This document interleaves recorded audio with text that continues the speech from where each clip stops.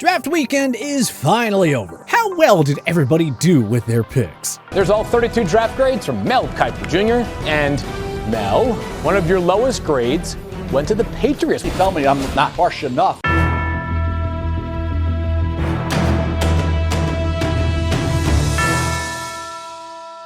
The 2022 NFL Draft is now behind us, and report card season is now in session. It's time to present our annual grades for every NFL team's 2022 Draft Haul.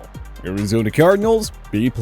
Loved the Hollywood Brown trade for Arizona. If he can put up a 1,000-yard season in Baltimore with their run-heavy offense, we're sure he can be a Pro Bowler working with Kyler Murray. Colorado State tight end Trey McBride was also a nice pickup in the 55th spot. Cameron Thomas and J. Sanders are both strong candidates to start Week 1 as well. The Atlanta Falcons, A-. We love how the Falcons operated this week. First-round pick Drake London will form a dynamic pass-catching duo with Kyle Pitts. Arnold Ebiketie was a great value pick in round 2. He and Grady Jarrett will form a top-flight pass-rushing tandem in short time. The 58th overall pick, Troy Anderson, fills the void at linebacker. And those who wanted Atlanta to take a QB got their wish when Cincinnati product Desmond Ridder somehow fell to them in the number 74 spot.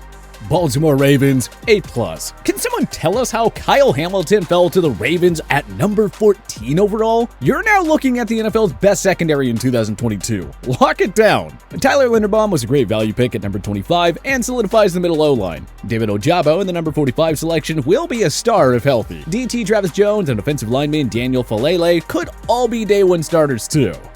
Buffalo Bills, B+. Getting Kaiir Elam in the 23rd spot was just brilliant. The Bills needed another lockdown corner to complement Tre'Davious White, and Elam is perfect for that role. Georgia running back James Cook, Dalvin's younger brother, has multiple 1,000-yard seasons written all over him. Getting punter Matt Araiza, who was the 2021 Ray Guy Award winner in round 6, was a nice win too. Carolina Panthers, B. Carolina avoided the temptation of reaching for a QB and took Ikem Ikiekwanu with the number 6 pick. He'll be a long-term foundational piece to build the offensive line around. Ole Miss QB Matt Corral was somehow still available after 93 picks, so Carolina traded up to land the 23-year-old. Now, there is legitimate competition for Sam Darnold and PJ Walker. Chicago Bears, C+. On one hand, we would have liked to see Chicago address the offensive line in the early rounds, but Kyler Gordon and Jaquan Brisker were great value picks in round 2. Velus Jones Jr., the number 71 pick, could be a fun utility weapon on offense, and in the special teams department. Yes, Chicago took 4 offensive linemen, but those were all in the later rounds. Cincinnati Bengals, B+.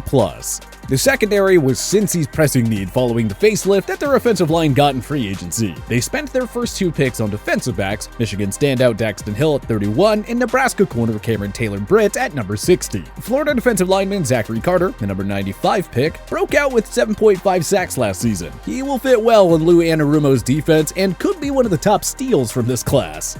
Cleveland Browns, C+. The Browns' first pick, Mississippi State corner Martin Emerson at number 68 overall, has good size and physicality to complement Denzel Ward and Greg Newsome in the secondary. UAB product Alex Wright, the number 78 pick, adds some more beef to an already prolific front 7. Purdue wideout David Bell was a nice find in the 99th spot, and could certainly serve as a quality sidekick to Amari Cooper. Dallas Cowboys, C. Debate all you want if Tyler Smith was a reach at 24, but the Cowboys had to bring in an offensive lineman, so we don't hate it. Taking Sam Williams in the number 56 spot was a risk considering his well-documented off-the-field issues. Honestly, we would have just stayed away. Their third rounder, Jalen Tolbert, could be a quality number 3 receiver for Dak Prescott. Denver Broncos, B-.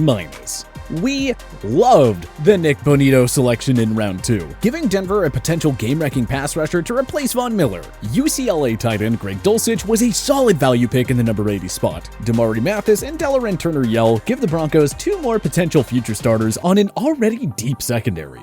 Detroit Lions, A. Aiden Hutchinson was the best prospect in this class, and he fell into the Lions' laps at number 2 overall. It was a dream come true for Lions fans. GM Brad Holmes then made a bold move to move up and select Jameson Williams at number 12. Continuing on defense, Holmes took Josh Pascal and Kirby Joseph, rounding out a very strong draft for Detroit. Green Bay Packers B-. Quay Walker was a very fine pick in the number 22 spot. You can never have too many game changers in your front seven. The Devontae Wyatt pick at number 28 could pan out, but his off-the-field issues and the fact he'll be a 24-year-old rookie do have us concerned. At least they finally nabbed a receiver in speedster Christian Watson at number 34. Houston Texans A. Nick Caserio wasted no time in addressing Houston's main needs. Derek Stingley Jr. and Jalen Petrie will immediately solidify a leaky secondary. Texas A&M product Kenyon Green gives Houston a second stud blocker on the O-line to help out Laramie Tunsil. Needing another receiver, Caserio nabbed John Mechie III in the 44th slot. And somehow, Alabama linebacker Christian Harris fell to Houston in the number 75 spot. That right there is 5 potential Week 1 starters in 3 rounds. Indianapolis Colts B+.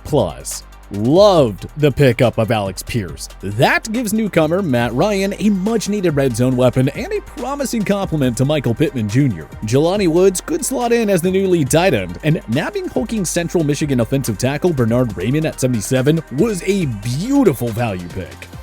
Jacksonville Jaguars B. We would have given the Jaguars an A if they took the more polished Aiden Hutchinson over Trayvon Walker. Taking the less proven Walker first overall carries a lot of risk, but time will tell if it was worthwhile. We loved the move of trading up for Utah linebacker Devin Lloyd at number 27, whom many expected to be a top 20 pick. Kentucky center Luke Fortner and Wyoming linebacker Chade Muma could all be impact starters in their rookie years too. Kansas City Chiefs A+. GM Brett Veach hit this draft out of the park again, as KC came away with 3 big-time studs within the first 2 rounds. Trent McDuffie is the lockdown corner the Chiefs need, and have lacked for many years. Edge rusher George Karlaftis provides ample support for both Frank Clark and Chris Jones on the D-line. And yes, they got their potential new number 1 wideout in Sky Moore, another excellent pick in the number 54 spot. Las Vegas Raiders C+. The Raiders didn't have first or second rounders because of the Devontae Adams trade, but they still found a potential star in Memphis guard Dylan Parham, who fell to Vegas in the number 90 spot. Georgia running back Zamir White should be a quality playmaker behind lead running back Josh Jacobs. Neil Farrell Jr. had 9.5 sacks in his final seasons at LSU and was worth taking a flyer on in round 4. Los Angeles Chargers B. The Chargers put the final touch in an already stellar offensive line by taking Zion Johnson in the 17th spot. Baylor safety JT Wood, the number 79 pick, could form a scary good safety duo alongside Swiss Army knife Derwin James Jr. Texas A&M running back Isaiah Spiller is another weapon for Justin Herbert. Spiller and Austin Eckler should be a very fun backfield duo to watch. Los Angeles Rams C+. The Rams don't need draft picks, as evidenced by their Super Bowl 56 championship season. But Les Snead did pretty well with his limited resources here. Wisconsin guard Logan Bruss, the 104th pick, could immediately slot in as a valuable starter on the Rams O-line. Notre Dame running back Kyron Williams, who crossed 1,000 yards in both 2020 and 2021, could challenge Cam Akers for the lead running back role as early as next season. Miami Dolphins C+. The trades to get Jalen Waddle and Tyreek Hill left Miami with only 4 picks. Honestly, we aren't sure if Channing Tindall, Eric Ezukanma, Cameron Good, or Skylar Thompson will see much playing time in 2022 and beyond. But how often do you get the chance to trade for 2 stud receivers like the Dolphins have? We aren't going to hate on Chris Greer's aggressive all-in moves. Minnesota Vikings A-. Fixing a woeful secondary was Minnie's main goal this offseason. They did just that in the draft, nabbing do-it-all safety Lewis Cine and lockdown corner Andrew Booth Jr. in the 42nd slot. Some Vikings fans didn't like all the trading down, but we totally get it. If Cine and Booth can produce right away, the Vikings will be a playoff contender in 2022. New England Patriots D. Again, we hate doubting Bill Belichick, but why reach for Cole Strange at number 29 when you could have easily traded down and nabbed him later? And why spend a second rounder on Tyquan Thornton when you have enough receiver depth to get by? The Marcus Jones pick at number 85 could be a real steal, but Belichick did not address New England's pressing needs at linebacker or defensive end. New Orleans Saints A-. Draft prognosticators seem to be divided on the Saints picks, but we certainly aren't. Chris Olave was a gem of a pick at number 11 overall. He finally gives NOLA a second dynamic receiver to complement Michael Thomas. With their second first-rounder, New Orleans found Terron Armstead's replacement in Trevor Penning. Soon after, the Saints signed All-Pro safety Tyrann Mathieu to a 3-year deal. The only reason New Orleans doesn't get an A+ is because they've really reached for Tennessee corner Alontae Taylor at number 49. New York Giants. A. The Giants get an A strictly for the first round because Kayvon Thibodeau and Evan Neal fit their pressing needs for pass rushers and offensive line help. Wan'Dale Robinson gives an intriguing pick in round 2, but the Giants have enough pass-catching depth. Joshua Ezeudu, the North Carolina guard taken in round 3, could start in week 1. New York Jets, A+. Future superstar corner Ahmad Sauce Gardner will immediately improve the league's worst defense from a year ago, while Garrett Wilson has all the tools to be the next great receiver in Gotham. Oh, and Jermaine Johnson II gives Robert Saleh a game-wrecking pass rusher to complement the duo of Carl Lawson and Quinnen Williams. Breece Hall, the number 36 pick, and second-year product Michael Carter could eventually emerge as one of the league's top rushing duos down the line. Philadelphia Eagles, A+. Jordan Davis is a boomer-bust prospect, but the run-stopping machine is in good hands with veteran mainstays Fletcher Cox and Brandon Graham mentoring him. The Eagles traded their second first-round pick to acquire superstar wideout A.J. Brown, giving Jalen Hurts another scary weapon alongside Devontae Smith and Dallas Goedert. Nakobe Dean should have been a first-rounder, but health issues scared teams away. So, Philly got the do-it-all workhorse in the 83rd spot. San Francisco 49ers, C. Trading up for Trey Lance a year ago left San Fran with limited draft capital. Though we loved the Drake Jackson pick in round 2, we don't get why they would use a third-rounder on Tyrion Davis-Price. Isn't Elijah Mitchell, Trey Sermon, and Jeff Wilson Jr. enough depth at the running back position for them? Seattle Seahawks, A-. Offensive tackle Charles Cross and pass rusher Boye Mafe were home run picks by John Schneider at number 9 and number 40 respectively. 41st overall pick Kenneth Walker III, arguably the best running back prospect in this class, should produce immediately. Schneider found great value in the selections of corners Kobe Bryant and Tariq Woolen. They will add some valuable depth to that leaky secondary. Tampa Bay Buccaneers, B+.